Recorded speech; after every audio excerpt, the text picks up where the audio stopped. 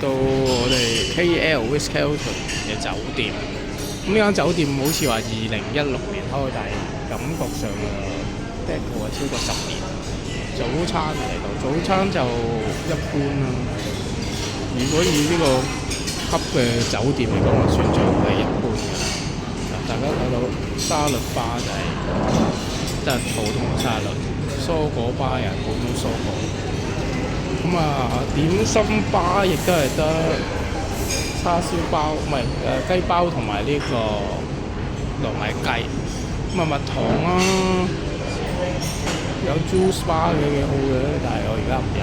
炒飯腸蛋啦，都正常嘅蛋。Ready? Okay, thank you. Vegetable. Vegetable.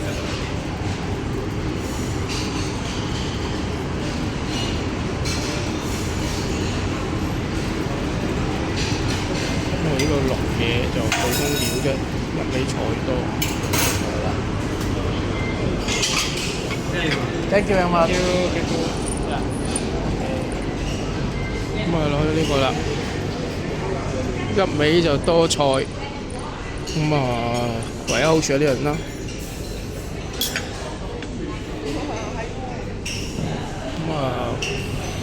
基本上就冇啦，咁多啦。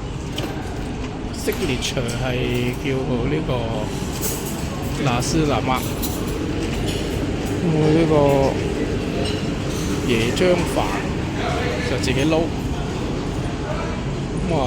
雞粥、鍋飯係唔煎，和 T 有啲bread 係比呢個帕卡人差2級。